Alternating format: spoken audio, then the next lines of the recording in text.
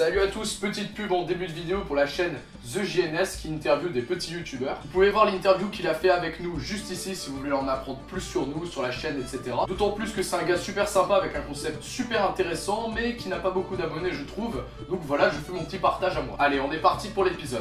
Allez, salut à tous, bienvenue dans le vlog des chroniques. Mickaël, salut. Alors du coup, on avait décidé de lancer les pubs, la monétisation des vidéos, tu vois. On aime ça le fric, on aime beaucoup, on aime ça le fric. En fait, on avait de se payer des pubs, de la coke, mais faut pas le dire. Faut pas le dire. Calme-toi, putain,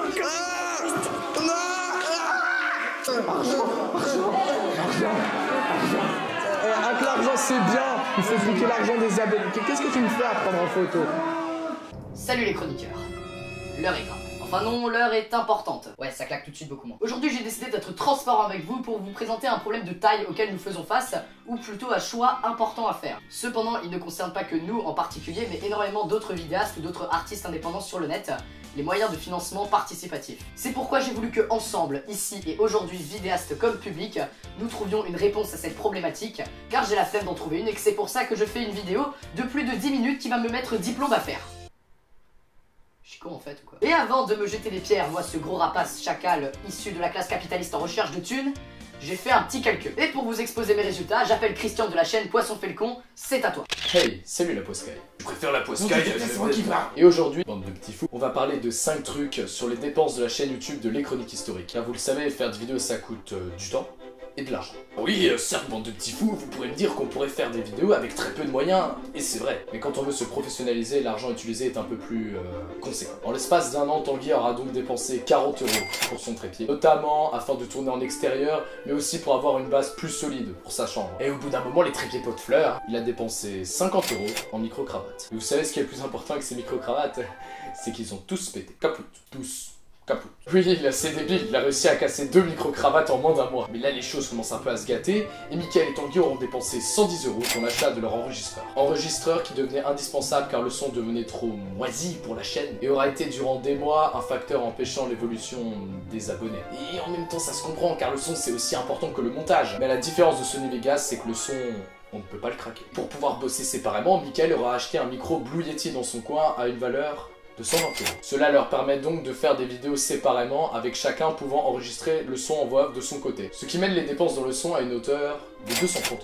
Oui, ça commence à devenir un peu conséquent. Mais la dépense la plus chère de la chaîne est évidemment la caméra. Ils en ont trouvé une à une valeur de 220 € qui sert désormais à toutes leurs vidéos. Oui, c'est pas trop cher pour une caméra. Mais j'ai jamais dit que c'était trop cher. Non, mais t'allais le dire, tu n'oses pas la voir avec moi. Donc depuis le début de notre aventure sur YouTube, nous avons dépensé 620 € qui va monter à 750 € avec l'achat de nouvelles lumières et d'un fond vert. Alors vous allez tout de suite me rétorquer qu'une chaîne ne se fait pas que par l'argent, mais surtout par le travail et surtout par la passion. Ce qui est complètement vrai. Mais au bout d'un moment, nos idées finissent par partir trop loin. On finit par vouloir plus pour nos vidéos. Que ce soit des décors, des costumes, que ce soit d'autres accessoires, que ce soit un meilleur matos, un fond vert et que sais-je encore. Et comme on ne roule pas sur l'or, même si on surkiffe ce qu'on fait, eh bien on aimerait bien recevoir un petit quelque chose de tout cet investissement mis dans la chaîne, ou du moins rembourser une partie de ce qu'on a utilisé. Si vous êtes vidéaste ou un autre artiste indépendant sur le net, vous devez connaître ce sentiment. Surtout que vivre de sa passion est un rêve qu'on partage tous chacun. Le problème c'est que avant sur internet il n'y avait pas grand chose. On pouvait vivre de sa passion à la télé, au cinéma, mais c'est tout. Il n'y avait aucune monétisation sur YouTube, les boîtes de pub ne s'intéressaient pas à nous, il n'y avait aucun lien entre internet et les autres médias, bref c'était un peu mort. Mais cependant en 2013... tout changea. L'équipe Olydri Studio a lancé une campagne de crowdfunding pour pouvoir financer un long métrage de nous. Une web série sur les jeux vidéo. Paradra, Mercurochrome, couché au Megazelle. Ils ont donc lancé une campagne sur Ulule avec différents paliers qui apportaient des augmentations en plus, ce qui est plutôt logique. Le premier palier était de 50 000 €. Déjà une somme conséquente. Mais attendez bande de petits fous car le dernier palier qui pensait inatteignable, inaccessible, était de 500 000 €. Et après les 70 jours, ce n'est pas 10 000, 20 000 ou 100 000 € que j'ai qui ont été récoltés. Non mais c'est bien 682 161 €. Ma foi, une idée à développer pour le Crunard. Et ils ont dépassé leur plus haute espérance au bout d'à peine 57 jours. Cette histoire a fait le tour de la France et pour cause. Elle a montré au grand monde qu'avec un public important sur internet, on pouvait finir par faire d'énormes longs métrages très bien travaillés avec des personnes qui de base démarraient en apprenant en autodidacte. Et aujourd'hui sur YouTube, plusieurs moyens de financement se sont popularisés, des choses qu'on n'imaginait même pas quelques années auparavant. La plateforme se professionnalise et font apparaître de nouvelles questions, que ce soit pour le public ou les vidéastes. Déjà, comment pouvons-nous, vidéastes, être financés? Eh bien, Ulule, dont on a déjà un petit peu parlé, le financement des vidéos, la monétisation, ou encore les financements à l'intérieur des vidéos, qui peuvent rapporter des chèques juteux. Et Chris, il court après l'art, tu dégages. Et aujourd'hui, gagner sa vie sur internet est très dur avec juste des vidéos monétisées. À rentrer à bloc et les vidéos qui ne peuvent pas être monétisées. C'est le spectre du copyright. Sans oublier les pubs qui peuvent énerver ton public, on a vite compris qu'il nous fallait d'autres moyens. Cependant, un autre moyen émergea, la pub pour les boîtes. Oui, Christian, tu es concerné. Et oui, croyez-moi, on peut gagner gros avec un placement de produit. Je suis le spectre des haters. Car que ce soit pour la marque ou pour le youtubeur, c'est tout bénef. Nous avons un chèque bien juteux, juteux. Tandis que la marque n'a pas besoin de payer ni les droits télé, ni les personnes pour faire la pub. Tandis que nous, youtubeurs, on a au moins reçu de l'argent pour 2 ou 3 mois de salaire. Mais cependant, il y a un mais. Et ce moyen de finance fait aujourd'hui énormément polémique. Que ce soit avec moi, ou encore avec des personnes comme LQC, ou Norman dans son dernier clip sur Assassin's Creed. Sans oublier des chaînes faites pour faire de l'argent, comme ça peut être le cas de Cyprien Gaming par exemple. Faire de l'argent n'est en soi pas une mauvaise chose pour moi, tout simplement car tu ne perds rien en regardant la vidéo, si ce n'est regarder un placement de produit ou autre chose. Mais tu ne perds rien de concret, tu ne perds pas de l'argent à regarder une vidéo, tu ne perds pas un autre bien matériel. De même, je ne critique absolument pas la chaîne Cyprien Gaming, car même si elle est selon moi créée pour faire de l'argent, les vidéos sont de très bonne qualité et Cyprien a l'air d'aimer ce qu'il fait. Après, je peux me tromper. Et même s'il ne faisait ça que pour l'argent, finalement tu ne perds rien à regarder ces vidéos. Si elles te font plaisir, je ne vois pas où est le problème. Et si jamais tu ne les aimes pas, bah tu passes ton chemin et basta. Le truc c'est que le problème se pose plutôt pour nous, vidéastes. Car ça nous force à nous soumettre à une boîte de pub et à sa volonté, et donc on perd un peu ce côté indépendant. Je ne peux pas faire un placement de produit d'un film que je vais critiquer négativement juste après. Je ne peux pas faire un placement de produit pour un musée si c'est pour faire une critique très constructive dessus, en dénonçant les bons points mais aussi les mauvais. Et surtout t'as l'impression de perdre une partie de toi-même. Le meilleur exemple pour moi c'est justement la vidéo de Les Questions Cons pour Quick. Je veux dire, tu vois que le mec il est pas dans son état normal, tu vois que le mec il a pas ce côté un peu foufou, un peu délire qu'il a d'habitude, et c'est très dommage de voir un placement de produit comme ça. Il fera aussi d'autres placements de produits par après et il expliquera que c'était une grosse connerie et que justement il cherchait à faire changer ça. Ah d'ailleurs concernant le moyen de financement des vidéos, j'ai oublié de parler d'un truc important. J'en parle dans ma vidéo sur les salaires. Les networks qui t'aident dans la gestion financière de la chaîne contre un certain pourcentage de revenus. Pour certaines chaînes, ces networks sont limite obligatoires si tu veux faire de l'argent. Je pense surtout aux chaînes de gaming, parce que tu en as besoin pour faire face au copyright. Et même nous qui tenons une chaîne d'histoire à la base, on a énormément de problèmes avec ces conneries. Et le truc, c'est que si tu veux faire de l'argent avec un network, tu es quand même maître de tes actes, car ils ne prennent qu'un revenu en termes de pourcentage et non pas en termes de quantité précise, ce qui ne t'oblige pas à faire des vues pour faire des vues, et tu peux te concentrer donc sur la qualité de ton travail. L'avantage des networks, c'est que tu n'es pas obligé de faire de placement de produits pour eux, car tu as juste à te casser pour aller voir ailleurs. Mais je déteste l'idée d'être soumis à ces boîtes, parce que tu finis forcément par être mal entouré. Il suffit de demander aux cadors de Webedia qui finissent par tourner dans énormément d'autres chaînes, des chaînes qui sont beaucoup plus tournées question pub. Le bon point, c'est que oui, ils font des vidéos de très bonne qualité sur leur chaîne, et ça c'est vraiment super cool. Mais le mauvais point en fait, c'est qu'ils finissent par devenir des espèces d'objets publicitaires, des stars comme à la télévision, et donc perdent un peu ce côté internet. Ils deviennent des espèces de pseudo-stars qui les éloignent de leur public. Et au passage, après le rachat de Webedia, beaucoup de personnes se sont mis à cracher sur Cyprien, Norman et Squeezie. Tout ça car on a appris qu'ils allaient décrocher un gros pactole. Le spectre de l'arien. Et c'est bon, il y a assez de photos pour la journée, tu files. Tiens à rappeler qu'il y a non seulement énormément de personnes bien plus riches en France, coucou Bettencourt, Zlatan ou Jean-Marie Le Pen, Jeanne au secours. mais surtout ils ont eu cet argent grâce aux parts de marché qu'ils avaient dans l'entreprise, et oui. Et donc du coup, ce pactole n'a donc rien à voir avec la vidéo. Après, ça peut te poser un problème si t'es communiste. Et bref, cette starification, c'est un peu ce qui différencie pour moi des youtubeurs comme Antoine Daniel, Mathieu Sommet, Link the Sun, Joueur du Grenier, d'autres youtubeurs comme Cyprien, Norman, Hugo tout seul, etc. Les premiers sont sur internet pour internet. Ils restent indépendants et n'hésitent pas à donner des points de vue très forts sur certains sujets. Tandis que les seconds, finalement, vont faire des one-man shows, des spectacles, vont passer au cinéma, vont passer à la télé. Et donc, internet leur sert plus de tremplin pour leur faire devenir des stars. Ils ont ouvert une autre voie pour devenir des personnes connues, célèbres et riches, à savoir la voie de YouTube, ce qui pousse beaucoup à aller sur internet justement. Après, est-ce une mauvaise chose ou pas ?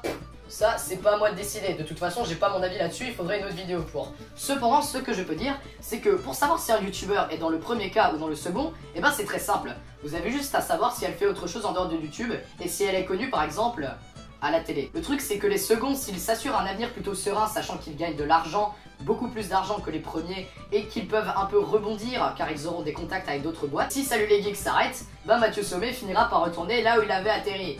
en tant que serveur à McDonald's à servir des McChicken. Hey, salut la poiscaille. De même, l'argent gagné par les premiers n'est pas assez conséquent pour rebondir en cas de problème, et ils n'ont aucun lien avec d'autres boîtes de pub qui pourraient les embaucher par la suite. Pour vous en convaincre, je rappelle que Cyprien a commencé à la télé et qu'il pourrait très bien y retourner si jamais il s'arrêtait sur YouTube.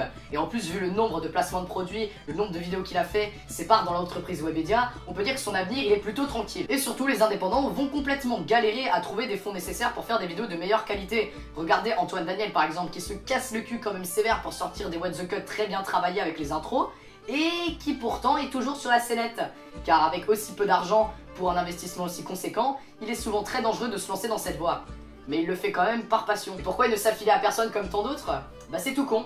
Pour rester indépendant. Et c'est ainsi qu'est né le financement participatif sur YouTube avec Ulule ou encore Tipeee. Elle permet à des personnes qui ne sont pas encore très connues ou qui ne veulent pas rentrer dans ce système de starification de continuer à proposer des vidéos d'encore meilleure qualité à chaque fois tout en restant des indépendants. Le public aide le vidéaste à faire ses vidéos et le vidéaste va proposer un meilleur contenu pour ses tipeurs, ce qui est, on peut le dire, un deal super alléchant.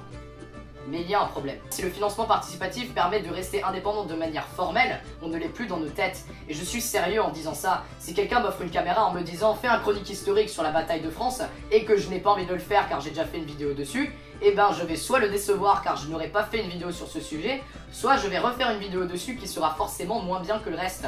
Tout ça parce que je me serais senti obligé. Donc soit on finit par tomber dans le piège du il faut faire ça car c'est ce qu'ils demandent et donc on finit par ne plus faire ce qu'on veut à la base, soit on décide de ne pas du tout vous écouter et donc forcément ça va vous faire chier, ce que je comprends tout à fait, et on finit donc par ne plus être aimé de son public et au passage par ne plus recevoir de thunes. Et du coup on est prisonnier de cette envie de vous satisfaire car on a l'impression d'être toujours redevable de quelque chose.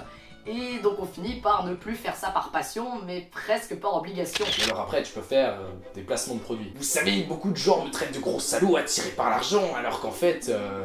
Oui, je pense que nous cherchons tous l'argent, le pouvoir et la célébrité. On ne devrait pas juger la personne sur ses intentions, mais plutôt sur les moyens d'arriver à son terme et ce qu'elle compte en faire. Et ben oui, pourquoi je fais de l'oseille, moi? Ils nous volent notre argent! Eh bien, j'ai mon entreprise, le Crundar, à faire tourner, et les placements de produits me permettent de payer les salaires et de faire avancer l'entreprise. J'ai une entreprise à faire tourner, moi. Et aujourd'hui, le financement participatif permet de contribuer à ça. Et moi, je vous le dis, j'ai vraiment envie de me lancer dans cette voie pour plusieurs raisons. Car si vous participez à l'aspect financier de la chaîne, on pourra déjà rembourser une partie de ce qu'on avait utilisé pour le précédent matos, mais surtout se concentrer sur le nouveau matos, les nouveaux décors, les nouveaux costumes, des nouveaux accessoires, etc.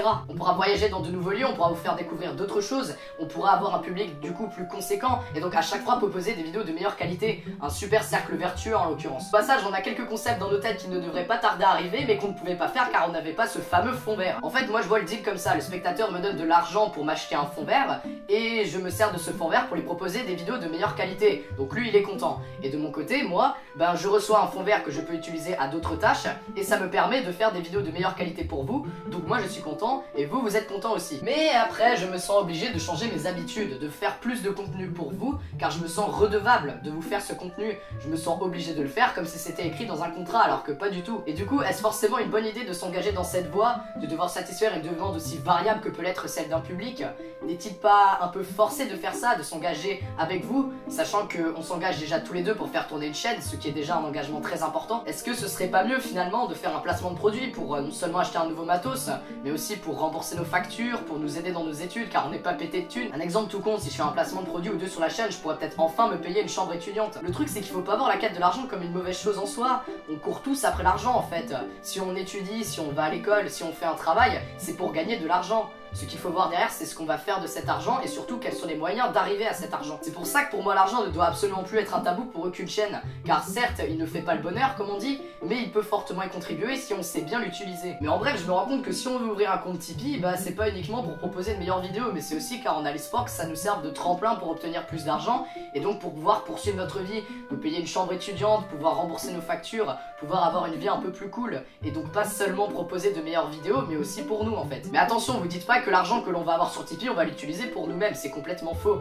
Ce qu'il faut se dire, c'est que cet argent va nous permettre de faire des meilleures vidéos, potentiellement d'avoir un meilleur public, et donc potentiellement plus d'argent pour nous-mêmes. Mais en bref, je me rends compte que si on veut aller sur Tipeee, ce n'est pas uniquement pour avoir un meilleur matos. Et j'ai peur qu'en nous lançant sur Tipeee, justement, on tombe dans ce piège de faire de l'argent pour faire de l'argent, surtout qu'on va se sentir redevable de quelque chose, et que ça peut finalement pourrir les liens entre nous et vous. L'argent est pas un sujet qui fâche pour rien, et je me rends compte que l'investissement d'une communauté peut beaucoup aider dans l'essor d'une chaîne chaîne. Et je suis désolé de vous dire ça, mais ça me fait un peu de mal parce que finalement cette chaîne, c'est nous deux qui la construisons, même si nous sommes beaucoup assistés par vous. Autre problème de taille, des personnes de notre public sont plus riches que d'autres, c'est normal. Mais du coup, on n'a pas envie de hiérarchiser des personnes avec des contreparties, alors qu'on aimerait bien justement vous faire plaisir. Peut-être que l'argent devrait rester à sa place finalement, en dehors de YouTube.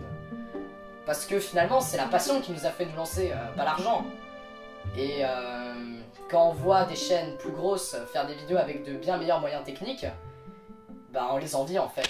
En revanche, bien maîtriser les moyens de financement permettent de fortifier les liens entre le public et le youtubeur, et donc aider chacun à y trouver son compte. Mais est-ce une bonne idée de se lancer face à tous ces dangers? Moi je vous laisse seul juge, moi j'ai fait mon choix. Alors devant vous, Michael et moi, on vous pose cette question. Devons-nous nous lancer sur Tipeee finalement pour que vous participiez de manière financière à la chaîne? Que pensez-vous du financement participatif, du placement de produits ou d'autres moyens de financement? Ça m'intéresse moi, mais je suis sûr que ça intéressera aussi beaucoup d'entre vous, que vous soyez vidéaste ou public. Devons-nous vous donner des contreparties? Devons-nous vous demander de participer à un meilleur matos ou rembourser une partie de notre matos précédent? Il y a beaucoup d'autres vidéastes qui me suivent et je pense que cette question intéressera tout le monde. Donc j'espère vraiment que vous allez beaucoup participer dans les commentaires et donner votre point de vue. Surtout que cette question elle est dans nos têtes depuis un bon petit temps et on n'a pas envie de prendre la mauvaise décision sur une question aussi importante. Mais surtout n'oubliez pas que vous faites toujours partie intégrante du succès de la chaîne, que ce soit avec ou sans argent, que ce soit avec vos partages, avec vos commentaires constructifs, vos abonnements, vos pouces verts, etc. Vous faites partie intégrante du succès de la chaîne et c'est pour ça qu'on a envie de votre avis pour répondre à ce dilemme. Alors j'espère vraiment que vous allez laisser vos commentaires, que vous allez débattre ensemble, histoire d'en parler. Tous les classiques vous connaissez, et en attendant je vous souhaite à la prochaine. Bisous tout le monde, merci de nous suivre, et je laisse le mot de la fin à Christian. C'était Christian de la chaîne Poisson Félicon. Ciao, bye bye. Allez les chroniqueurs, on vous laisse, histoire par passion, YouTube pour métier, à bientôt pour de prochaines chroniques historiques. Hier soir comme d'habitude, j'ai très peu dormi ce matin comme d'habitude. Mon clavier AZERTY est tatoué sur mon front, on m'a joué mon menton. Mon perso immobile m'attend depuis longtemps. Courir après argent. Ah, J'en peux plus les gens.